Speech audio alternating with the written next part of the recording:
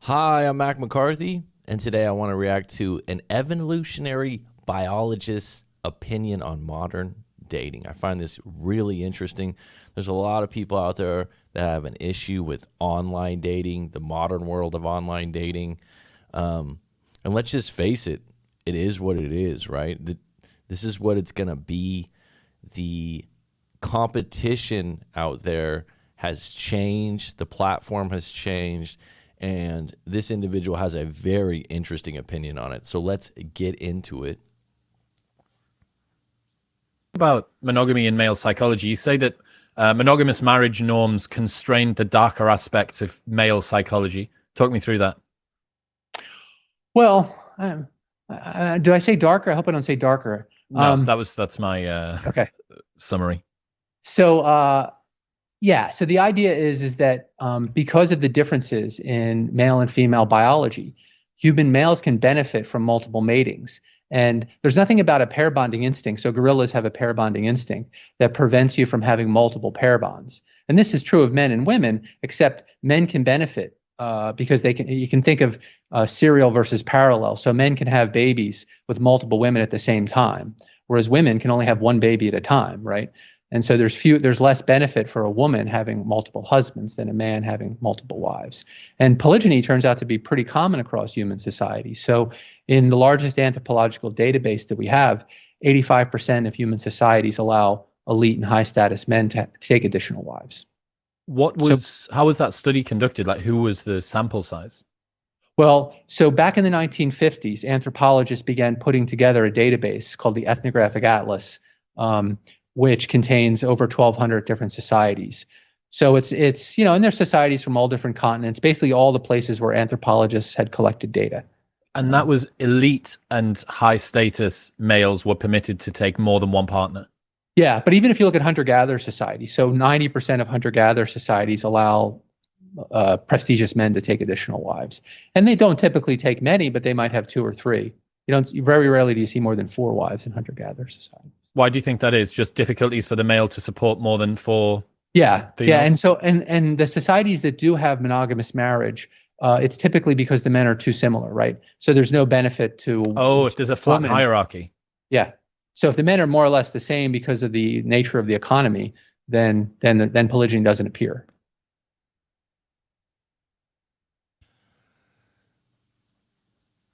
So this is a great point. Okay, this is so interesting because what I love about it is Chris Williamson, who's great, asked the question, well, where's this research from? Because so many times there's so many things where they said this, research shows, and they don't elaborate. And so this individual elaborates and he gets into it. He's obviously got a background in it. But what's really interesting about it is this idea that monogamy is this, this thing that's built into us when it's really the opposite.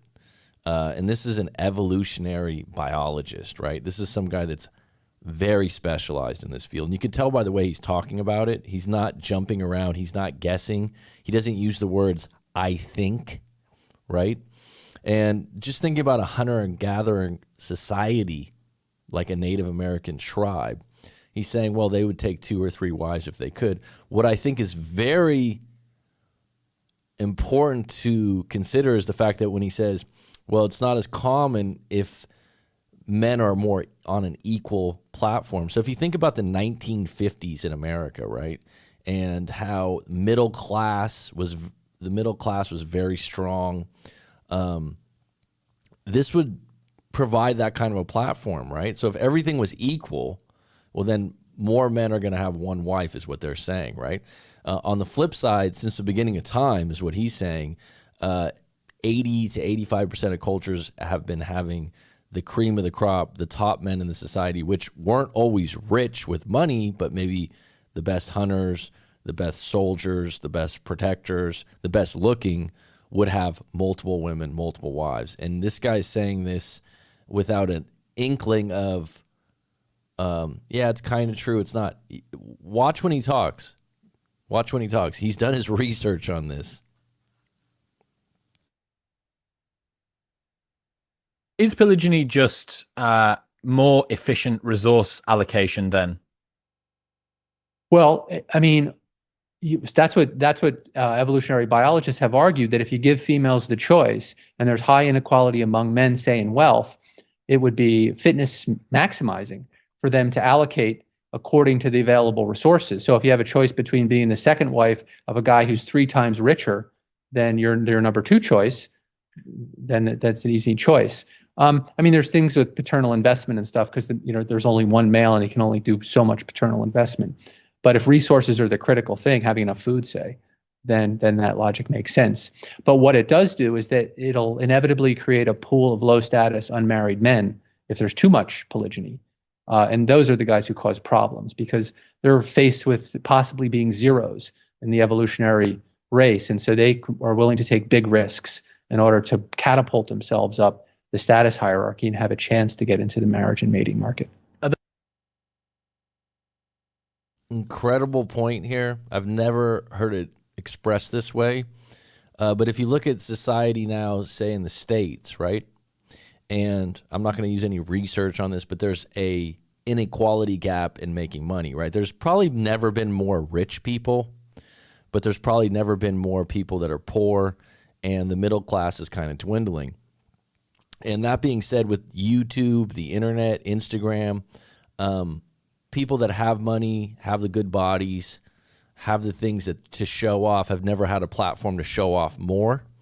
But what's really interesting is this side point where he says, if you develop a society where the men at the top are getting, let's just say the 80-20 principle. Let's say that the 20% of the richest are getting 80% of the women. Let's say that this was possibly true, and I'm not saying it's absolutely true, but let's just say this. Let's just play this game for a moment. If there was 20% of the top males on a dating app getting 80% of the women, right? Now, the guys sitting on the sidelines, not getting any action, not getting any replies, what are they going to do? Is it possible that they will start a movement against that? And what he's saying is they're going to try to do some crazy things to catapult them into these women's eyes. Now, with the internet, I don't think that's quite easy. I think some guys are going the opposite direction and actually saying, you know what, I don't need a woman, or this isn't fair, or this isn't equal.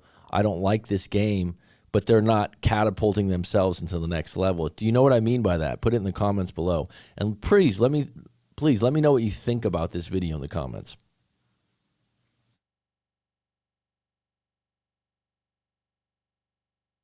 Are there any examples from history of times where there's been large swaths of sexless men at the bottom of this underclass? Yeah, it appears lots of times. I mean, the places that we know best ethnographically are in these gerontocracies that appear in Africa. What's that? And these are what's a so geront? the gerontocracy is ruled by the old, essentially, and really it's old men. So what some societies have figured out is they put men through a series of initiation rites, and at various you have to be, you say you might have to be in your mid to late 30s to get through the final initiation rite, which allows you to finally take a wife. So that means you got this big pool of 20, 30 something men who are basically the warrior caste, the warrior class. And eventually they're going to pass through the rite, assuming they survive, and get to be old men and then get to be polygynous. But the older men are basically taking the younger women. So as soon as they're old enough to have babies, essentially, they get married off as wives to these older men. And then there's all these young guys roaming around. And this leads to a lot of conflict, because you need to accumulate enough bride price, and so there's a lot of raiding and things like that. But lots of societies have had that. So places where the elite, in the Inca Empire, Aztec Empire, the elites all maintained large harems. And so if you look at the early descriptions from the friars, for example, that showed up in the Aztec Empire, they talked about how your average Indian, average Aztec man had trouble finding a wife because the elites had basically taken all the available women. Yeah, you talk about. So this is a society that's created this, right? And if you look at it, as he's talking about this, and Chris Williamson's great at asking some questions here and having him elaborate a bit. But looking at it, elite men in society, and here's the thing, society and culture make the rules. Now, where those are started, that's an interesting question to ask, right? Who knows where it starts? But the Incas had a certain culture with a set of rules, a set of customs, right? He's saying some of these African societies had this, where they created a situation where the men at the top got all the women. And as he mentioned earlier, if a man's 3 times wealthier than a woman's next best option, she won't mind being the second wife or the third wife. Now, put it in the comments below if you think that's true. Do you think that's true that a woman would want to be a second or third wife with a man that's 3 times richer than her next best option? It's a great question to consider. Let's get back into it. But the math problem, right? Yeah. Yeah. So this idea that when because males and humans tend to have one male and one female, you can end up with this huge pool of males when the elite males take all the women as wives. It's not too far from what we're seeing in the modern world, though. I'm aware that it's not because polygyny is happening all over the place. In fact, even though marriage as an institution and religious rights and stuff are declining, and you can say that contraception and looser rules and norms around premarital sex and casual relationships and stuff like that, there is currently an asymmetry. I think the number of men reporting no sex between the age of 18 and 30 tripled since 2010. So in the last 10 years, that number's tripled. You also have women between the ages of 40 and 44. This is an interesting one because I've heard this before, 18 to 30, men not having sex. This is one of those ones where research shows or study shows. I'd love to see the study and who they're characterizing this. Is this just Americans? Is this a certain state, a certain place? Because it gets thrown around there quite a bit.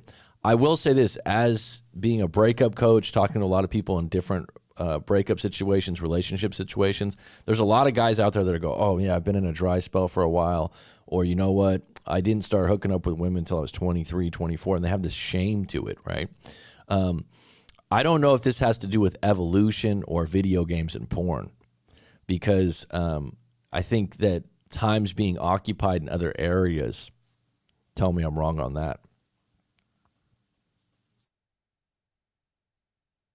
The white women are the highest users of antidepressants at the moment, and that is sometimes pointed toward women who may have hit the wall and are looking at a future that is potentially childless, without a family, because they haven't been able to find a partner that they feel attracted to. So you have kind of 2 big swaths of both genders that neither of them are particularly happy with the situation. Both of them are single, but you end up, even though those women haven't been tied up by high status man at the top of the tree, you still get the sexless underclass of men. And presumably, whether it's because women have been captured by another man or women haven't hypergamously found somebody that they're fundamentally attracted to, the sexist underclass of men are probably not fantastic, no matter why the women aren't interested in them.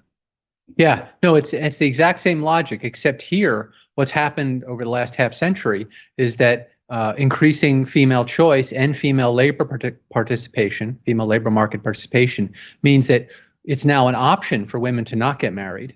And there's strong evidence that women prefer males that are higher status than they are. And so that means that women were increasingly willing to just opt out of the marriage market entirely if they can't get a higher status man, which means you got this pool of men who can't get a date, basically. And apparently you can see this in data from dating apps. Like, there's a relatively small group of men who get all the interest from the women, and there's a whole bunch of men who never get a single message. You said that So the question is it the dating app's fault? Or is this just evolution? Is this just how humans evolved? Is this nature of the beast? And with dating apps, doesn't it just come down to pictures and a profile, but really pictures, right?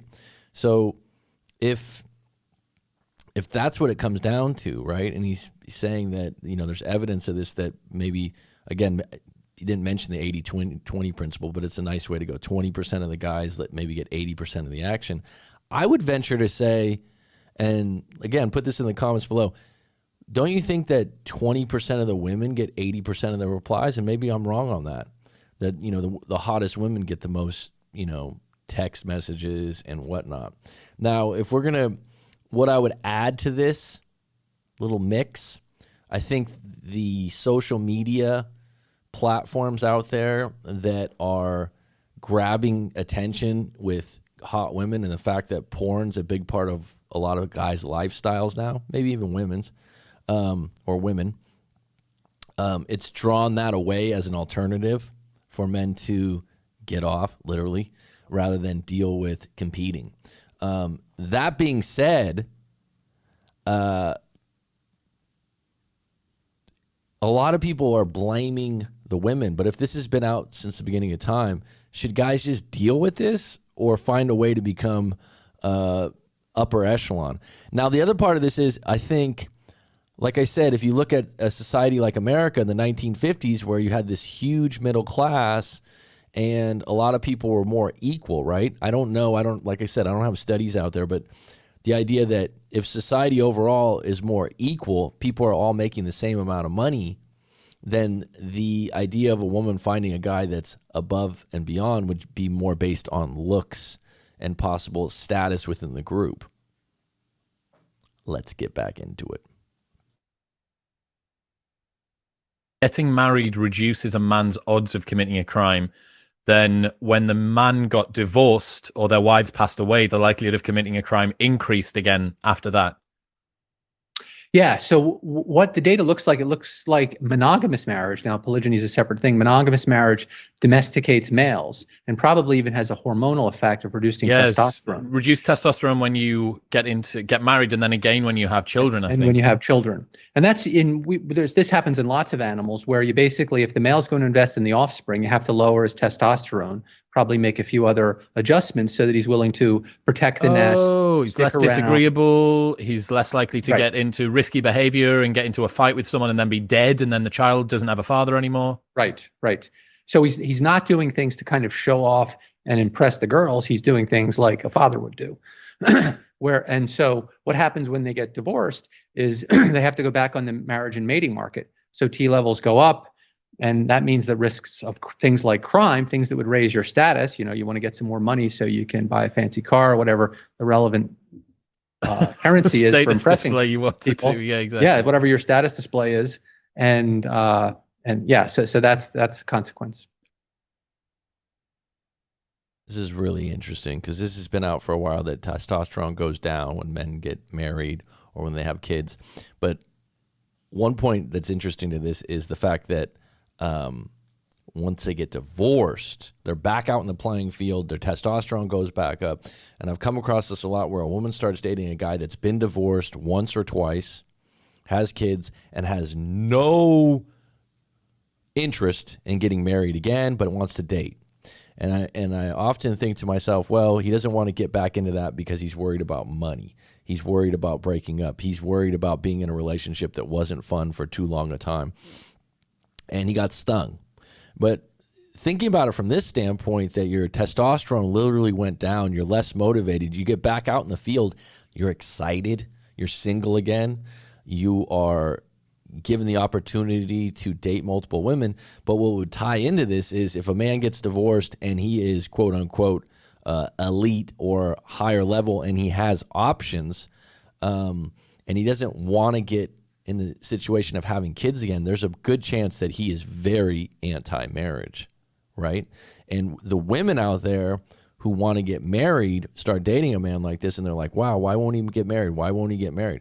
Well, if he's been in a marriage and his testosterone went down while he had a kid, and he's back out there and he's feeling frisky and he's feeling good, the question would be, he knows what it's like to be married, and he didn't like that situation. An alternative to this whole conversation that would be a nice little segue too is, there's a lot of guys out there doing TRTs, which are testosterone boost. So I wonder how that pans out in the world of marriage too. All right, let's get back into it.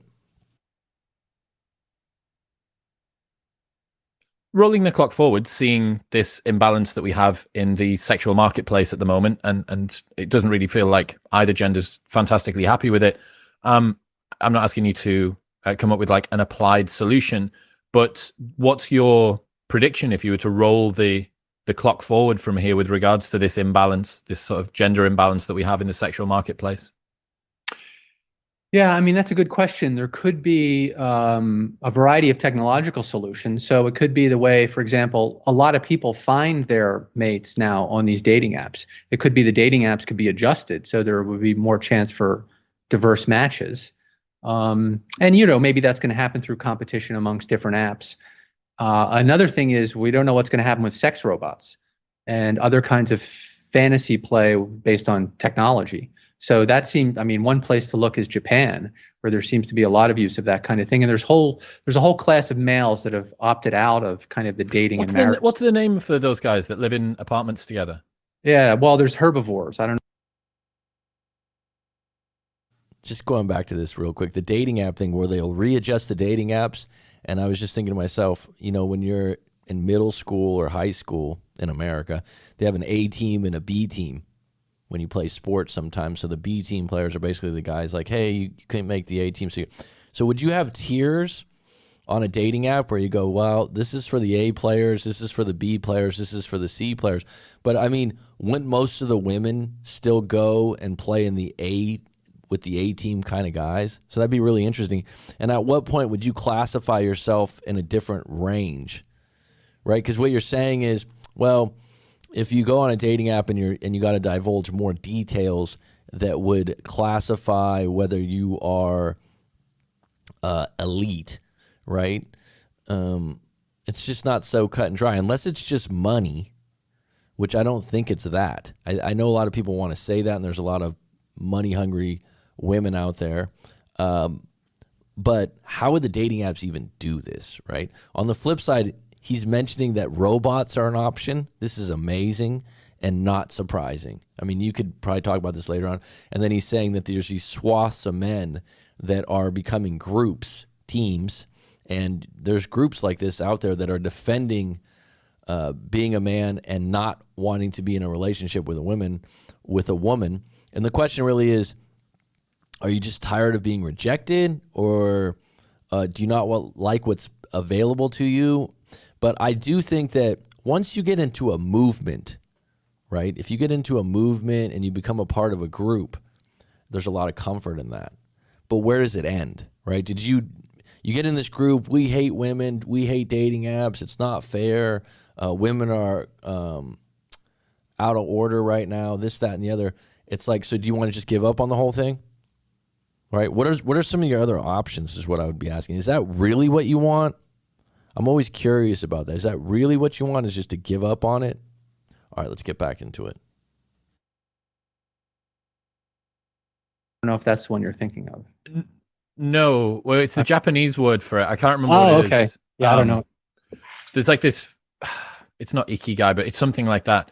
But yeah, they call them, don't the Chinese call them like herbivore men or plant men or something like that? Because the Chinese are going through this, we need to make Chinese men manly thing right now. Right. They don't want anybody to look like K-pop stars, so they've restricted the amount of time that kids can play video games. Do you see this? Yeah, so they're only allowed to play video games between 8 and 9 p.m. Friday, Saturday, Sunday. They're trying to sort of remasculinize Chinese men, and they look at the K-pop stars, and I'm sure it's called like plant men or vegetable men or something. Herbivore men might be it. And they don't want that. Yeah, I don't know what it is. I would like to hope that we could reinvigorate marriage as an institution. I don't know whether you saw today, but the Pope got in trouble. Well, the Pope trended on Twitter for saying that people who get pets instead of having children and building a family are basically not doing their civic duty as a human being, okay. which was a pretty outlandish thing for the Pope to say. That it's right. Like enforced child rearing coming from the Pope. Someone did make a joke around the fact that if there's anybody that shouldn't be encouraging more children to be around, it's the Roman Catholic Church. they haven't got a fantastic record. Yeah, they've got to work on their track record, but. Yeah, I don't know, man. The sex robots thing's an interesting one. If you can, no, and it's got no easy. I mean, there are some potential solutions, but it doesn't have an obvious one. I mean, clearly gender equality is not something we want to relinquish. So whatever the solution, it's got to involve gender equality, but that's going to lead to this problem. Yeah, it's so strange to think back at the fact that there is absolutely no reason that women shouldn't have equal access to employment, to education, to the ability to gain status and prestige, and all of those sorts of things. But bizarrely, the fact that women were held back over the last, post-industrial revolution, but the last 40 years, let's say something like that, 30 years, that made it easier for women to find a relationship with a man that they were fundamentally attracted to, because they weren't competing themselves out of the overall dominance hierarchy by rising up it. It's so weird. That dynamic's so fascinating.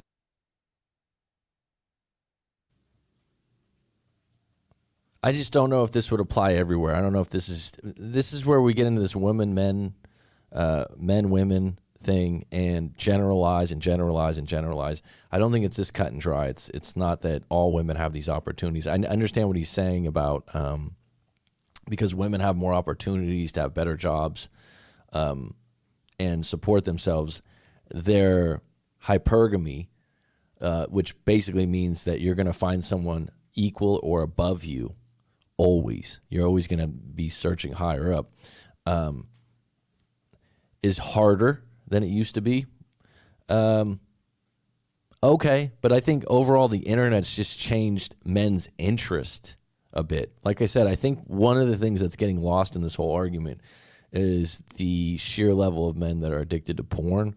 And that's an outlet that they can have, that they enjoy, that they can be addicted to, that can be in lieu of, pursuing excellence or greatness or getting a woman.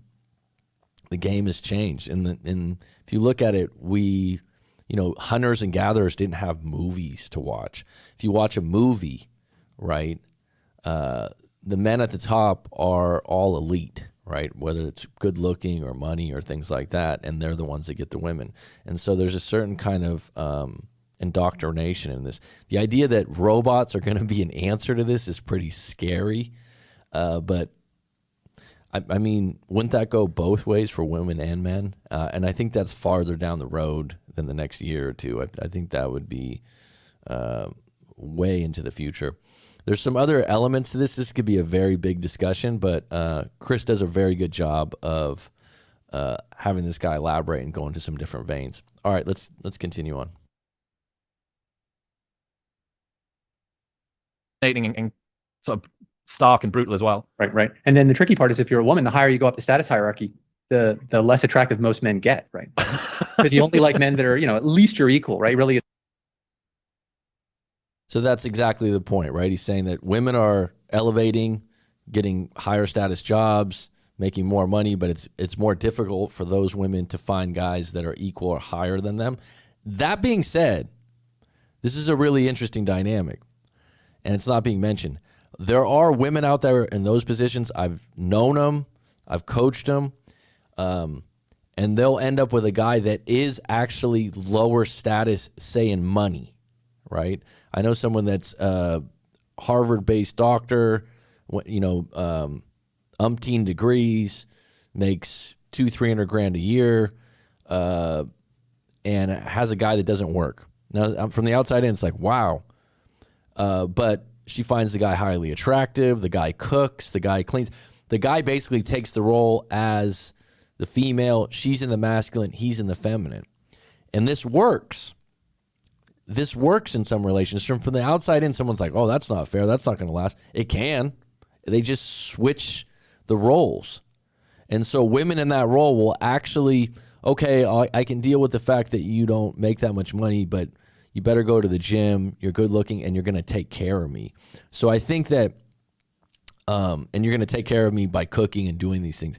The other thing is there's Mr. Moms out there, right? There's relationships where guys are the stay-at-home dads and the woman makes the money. And from the outside in, everyone's going, what the hell? It works, right? So what I think is happening is there are situations to make this work.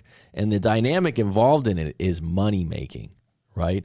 Where before it was protection, it was looks. Money's changed that. right? Tell me your opinion in the comments below. Let's finish this off strong.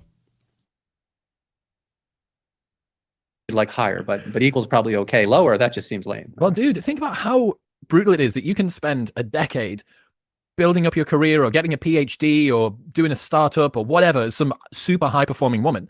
And then you think, right, I would also like to have a family. Let's look at the potential dating pool that I have. There's like 3 guys. There's 3 guys out of 7 billion people that are above and across from where you are. What's happening, people? If you enjoyed that, then press here.